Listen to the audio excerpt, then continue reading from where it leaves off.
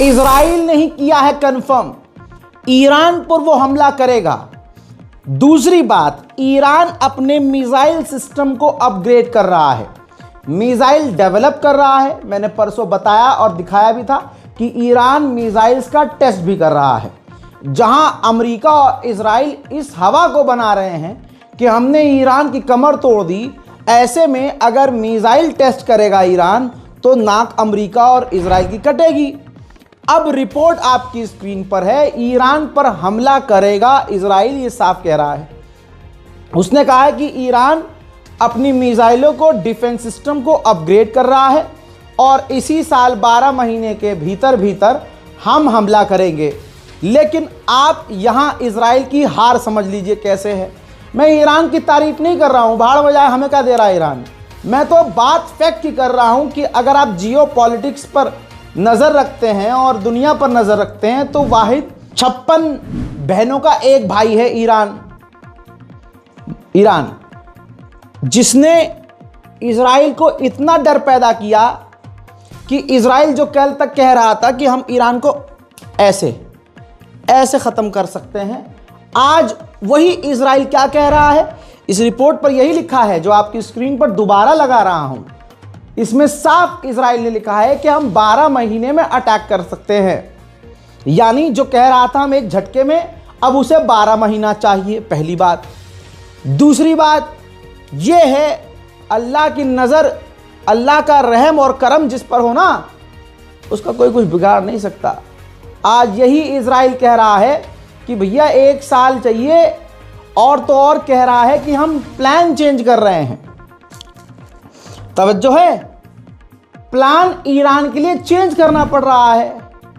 Iran इतना आगे है और ईरान के पास कोई तो ऐसी अल्लाह की दी हुई ताकत है। मैं तो कहता हूं ईरान में कोई दम नहीं है, ये सारा दम अल्लाह का है। वो भी अल्लाह का सारा दम नहीं है, परवरदिगार का वो सारा दम नहीं है, ज़रा सा है। तभी ईरान यहाँ से यहाँ है, जहाँ सारे अरब इजराइल के यहाँ है पैरों में, वहाँ ईरान मुंह नहीं लगाता किसी इजराइल से और न किसी अमरीकी से। साफ कहता है भाई हमें बात ही नहीं करनी, ठीक है। इंटरनल मैटर जो भी हो भाई, भाड़ में जाए, इंटरनल सिक्योरिटी बेकार है, वहाँ ईरान के लोग भी गद्दार निकल रहे हैं, जासूसी हो रही है, ये हो रहा है, वो हो रहा है, ठीक है, ये भी सच्चाई है। लेकिन आप यही देख लीजिए कि जो कल तक इजराइल कह रहा था कि हम ईरान को कुछ ही मिनटों में बेकार कर सकते हैं, आज वो कह रहा है पहला पॉइंट क्या, 12 महीने में हम अटैक कर सकते हैं।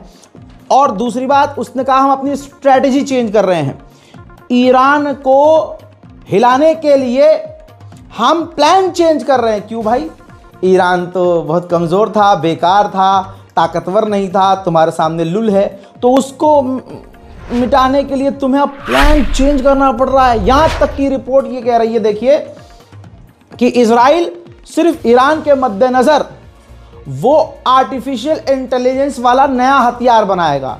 दुनिया के तमाम एडवांस हथियार हैं इसके पास, जिसका नाम इजराइल है। एआई से लेस पहले से इसके पास हथियार है। तो भाई ये ईरान के पास कौन सा डिफेंस और कौन सा हथियार है जिसकी वजह से सबसे ताकतवर मुल्क अभी भी कह रहा है कि हम एआई हथियार बनाएंगे एडवांस। ये ताकत कोई हथियार की नहीं है, ईरान के पास इल्म की ताकत है, ईरान के पास ईमान की ताकत है। मेरे इस वाक्य पर शिया सुन्नी आपस में न लड़े, मैं बात ला इलाहा इल्लल्लाह मुहम्मद रसूलुल्लाह पर कर रहा हूं। ला इलाहा इल्लल्लाह वाले ऐसे बहुत लोग हैं जिनके तो देश के झंडे पर कलमे तैयबा लिखा है, लेकिन वो सिर्फ झंडे पर है। अरे कलमे तैयबा यहाँ होना चाहिए, ईमान यहाँ होना चाहिए। जिसके सीने में ईमान होता है, जो सिर्फ अल्लाह के आगे झुकता है, दाढ़ी पकड़कर कितना भी कहलवाते रहो बोल वंदे मातरम, बात वंदे मातरम की नहीं है हिंदुओं, मेरी बात सुनो मेरे भाइयों, बात वंदे मातरम की नहीं है, बात कॉन्सेप्ट की है। आप मुसलमानों से कहते हो बोलो वंदे मातरम, तो वंदे यानी एक, आप कह रहे हो कि माँ, भारत माँ की जय, आप माँ बना रहे हो। पहली बात, मुसलमानों में एक माँ होती है। माँ जैसा हम कहते हैं, भारत के अंदर अगर आप किसी से कह रहे हो मुसलमान से, तो वो देश का गद्दार नहीं है, उसका कॉन्सेप्ट है। वो एक को मानता है, एक की पूजा करता है, एक की आस्था। हमारे यहां पैगंबर हैं 1,24,000, हमारे भी देवी देवता है, मान लिया आप, लेकिन जो अकबर है वो अल्लाह है। इसीलिए कहते हैं अल्लाहु अकबर, अल्लाह सबसे बड़ा है। हमारे यहाँ ऐसा कोई, मैं आगे बोलूँगा तो विवाद हो जाएगा और मैं फंसूंगा नहीं इस बार। बस यहाँ पर आप खुद सोच लीजिए कि मुसलमान गद्दार नहीं है। मुसलमान का दीनी कॉन्सेप्ट अलग है भाई, कि वो एक को माँ मानता है, एक को अब्बा मानता है। हमारे यहाँ वाला हिसाब नहीं है भाई, 5 को अब्बा 4 को अब्बा मान लो। विवादित वीडियो तो बहुत सर्कुलेट हो रहा है। एक बाबा हैं कौवे की आवाज़ में बोलने वाले, इंस्टाग्राम पर ट्विटर पर वायरल है कि भगवान श्री राम के 4 या 5 बाप बता रहा है। मैं मुसलमान हो के इस बात को कबूल नहीं करता कि ऐसे कैसे हो सकता है। बहरहाल आगे चलते हैं। हजरात, अमेरिकी ऑफिशियल ने, यानी अब दुश्मन भी ईरान का लोहा मान रहा है, अमेरिकी ऑफिशियल ने ईरान के पत्रकार को यह इंटरव्यू दिया। ये पॉडकास्ट मौजूद है और बवाल खड़ा हो गया है इस पर। ईरान के चैनल पर इंटरव्यू देते हुए अमेरिकी ऑफिशियल ने कहा कि ईरान ने बेवकूफ़ी करी जो 12 डेज वॉर के दौरान उसने सीज फायर कर लिया। ईरान को सीज फायर करना ही नहीं चाहिए था, क्योंकि ईरान इतना मजबूत है और उस वक्त था कि वो इजराइल का भारी नुकसान कर सकता था, बल्कि इन्होंने कहा कि इजराइल को बेकार कर सकता था पूरी तरह से। लेकिन ईरान ने बेवकूफ़ी की कि उसने सीज फायर कर लिया। ईरान के पास सुनहरा अवसर था, इजराइल के हाथ पैर तोड़ सकता था। ये कौन कह रहा है? अमेरिकी ऑफिशियल कह रहा है। ईरान और ईरान के समर्थकों के लिए खुशखबरी ये है कि हमारी गालियों के बाद दुनिया की आलोचना के बाद रूस को इतना हमने गद्दार कहा कि रशिया बेचारा सोच में पड़ गया। ये रही रिपोर्ट। खुशखबरी ये है कि रशिया ने ईरान के लिए Su-35 16 जो Su-35 देने हैं ईरान को, रशिया ने उसकी पहली बैच की प्रोडक्शन यानी Su-35 ईरान के लिए बनाना शुरू कर दिया है। इजराइल का मिलिट्री चीफ, खबर आ रही है कि अमेरिका जाएगा गाजा, लेबनान और ईरान के और सीरिया के मुद्दे पर बात करने के लिए। उधर साउथ कोरिया रो रहा है। साउथ कोरिया ने इल्ज़ाम लगाया है कि ईरान ने हमारे एक नागरिक को गिरफ्तार कर लिया है। इल्ज़ाम लगाया है उस पर ईरान ने स्मगलिंग का। हालांकि ये बात हकीकत भी हो सकती है। ईरान की इंटरनल सिक्योरिटी को तोड़कर ऐसे बहुत सारे विदेशी हैं जो वहाँ 2 नंबर का काम कर रहे हैं। उधर ईरान लगातार मिसाइल टेस्ट कर रहा है और अब वो डिफेंस सिस्टम भी टेस्ट करता हुआ देखा जा सकता है। ये एक वीडियो है जो आसमान के अंदर आपको कुछ जलती हुई चीज़ नज़र आ रही है। एक्सपर्ट्स और रिपोर्ट्स के मुताबिक ईरान डिफेंस सिस्टम अपना चेक कर रहा है, टेस्ट कर रहा है। इजराइल की मीडिया अलग ही दावा कर रही है।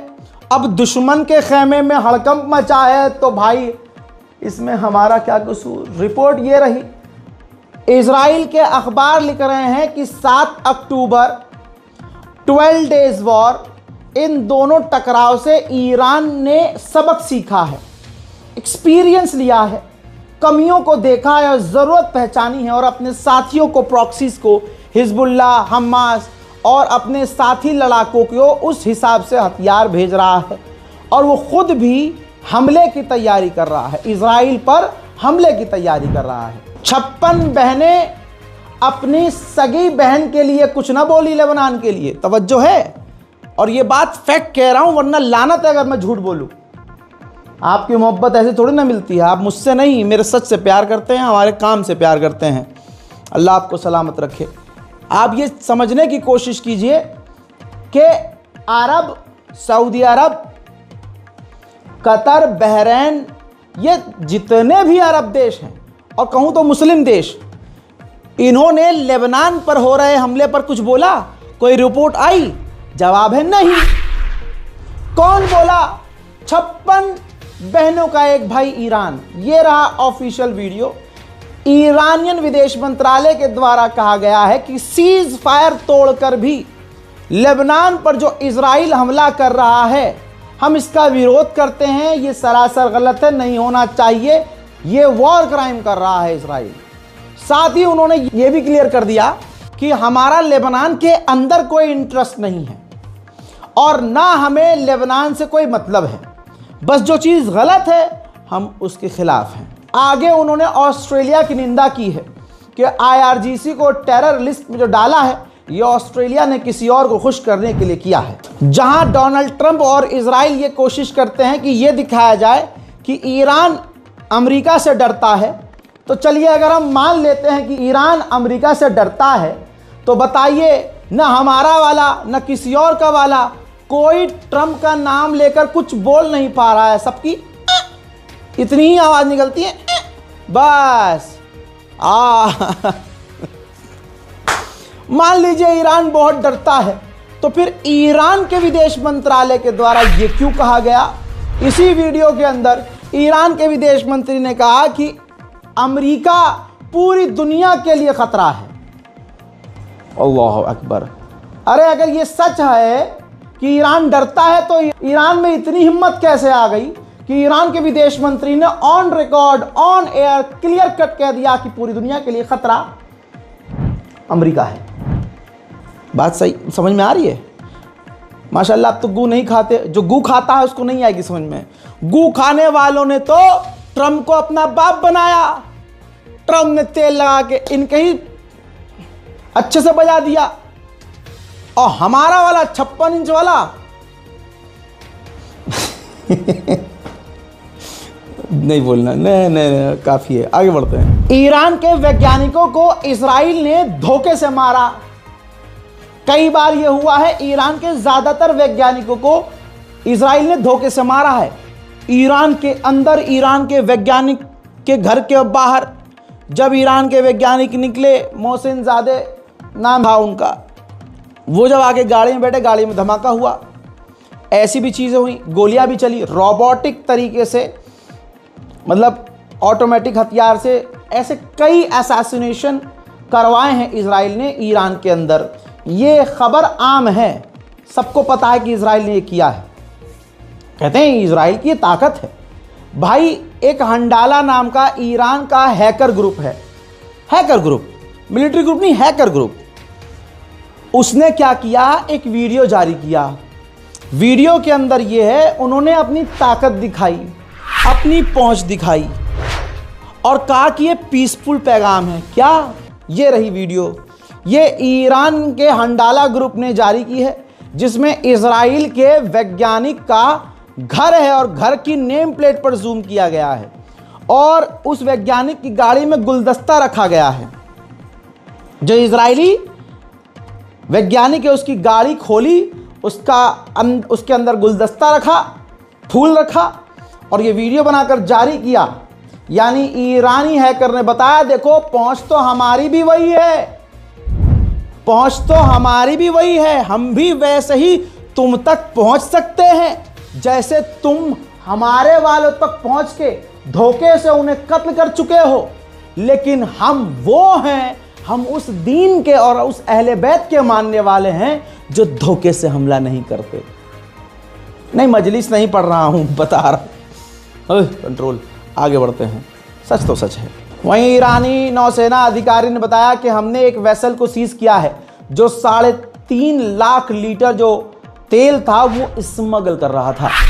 در راستای حراست، حفاظت و صیانت از مرزهای آبی نظام مقدس جمهوری اسلامی ایران به ویژه خلیج فارس و با توجه به رصد و اشراف کاملی که بر این منطقه داریم، منتهی شد به توقیف یک فروند کشتی متخلف حامل قاچاق سوخت از نوع نفت و گاز گازوئیل با پرچم سوئیزلند و با حکم قضایی به ساحل بوشهر منتقل شد و در حال تخلیه و تحویل این محموله قاچاق با حکم قضایی به نفت و گاز بوشهر است. مقدار वहीं जो कभी नहीं होता था वो आज हो रहा है और मेरी दुआ है कि ये हो जाए। सऊदी अरब के डिप्टी फॉरेन मिनिस्टर सऊदी अरब के ईरान पहुंचे, जहां ईरान के विदेश मंत्री और डेलीगेशन ने उनका बेहतरीन स्वागत किया। यह तस्वीर ऐतिहासिक है दोस्तों, वरना ईरान और सऊदी अरब का 36 का आंकड़ा है। अगर ये काम हो गया, अगर दोनों में यारी हो गई, दोस्ती हो गई, तो खुदा की कसम पूरी उम्मत पर असर होगा, मुसलमान पर असर पड़ेगा, यहाँ तक कि हम पर भी असर पड़ेगा। तो दुआ कीजिए कि सऊदी अरब और ईरान के रिश्ते बेहतर हों। अभी ईरान और सऊदी की मीटिंग चल रही थी, उसी दौरान तुर्की के विदेश मंत्री पहुंच गए ईरान। तस्वीर आपके सामने, सुभान अल्लाह।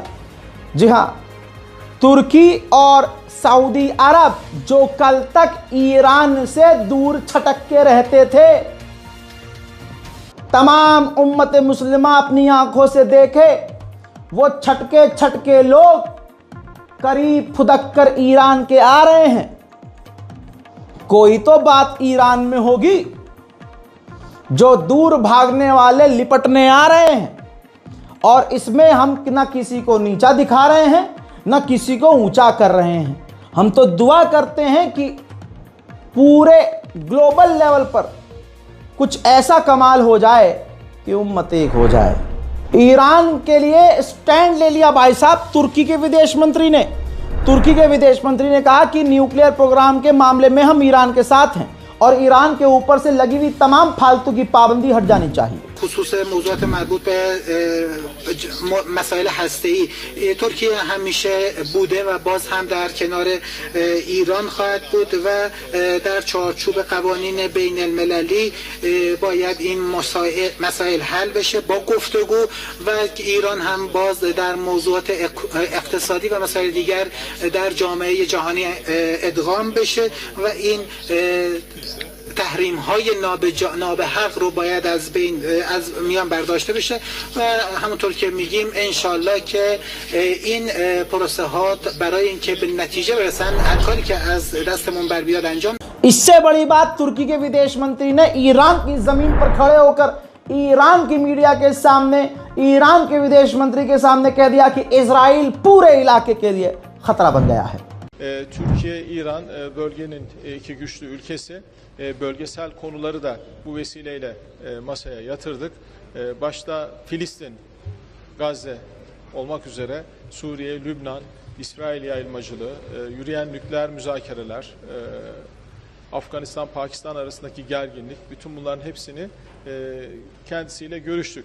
İsrail'in bölgesel yayılmacılığının bölgemiz için bir numaralı güvenlik tehdidi olduğu konu। Iran और तुर्की के बीच सबसे बड़ी डील ये हुई कि दोनों मुल्क अपने बीच कनेक्टिविटी के लिए और ट्रेड के लिए रेलवे ट्रैक बिछाएंगे। टीआरटी वर्ल्ड को कौन नहीं जानता। टीआरटी जो वहाँ का तुर्की का मीडिया है, सबसे बड़ा मीडिया हाउस है, वहाँ की मीडिया हाउस ने ईरान की मीडिया हाउस से हाथ मिला लिया है। सुभान अल्लाह।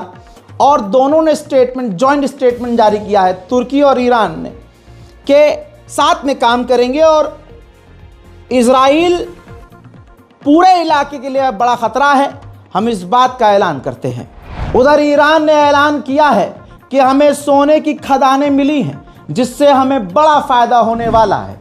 हजरात, ईरान ने एक वीडियो जारी की है, ये है वीडियो अपनी फ़ौज का, जिसका नाम है बासिज पैरामिलिट्री फोर्सेस। कहा है कि हमने इनको और मॉडर्नाइज कर दिया है और हमारे पास इस फौज के 10 मिलियन से ज़्यादा मेंबर हैं। हमने इनको पहले से ज़्यादा ख़तरनाक हथियार, पहले से ज़्यादा एडवांस हथियार, पहले से ज़्यादा एडवांस टेक्निक और गाड़ियां, आर्म व्हीकल्स देकर मजबूत किया है। यही सब तो देख के इजराइल के पसीने उसकी शर्मगाह से निकल रहे हैं। हजरात, ईरान स्पेशल रिपोर्ट में आज अभी के लिए इतना ही। उम्मीद है कि कुछ तो मैंने अच्छी खबरें आपको दी होंगी जिससे उम्मत के लोगों के दिल को थोड़ी ठंडक मिली होगी। इस रिपोर्ट को शेयर कीजिएगा, अपनी दुआओं में कोशिश कीजिएगा कहीं ना कहीं मैं याद रहूं। मैं हूं रज़ा और आप देख रहे थे रज़ा ग्राफी अनस्क्रिप्टेड। जय हिंद।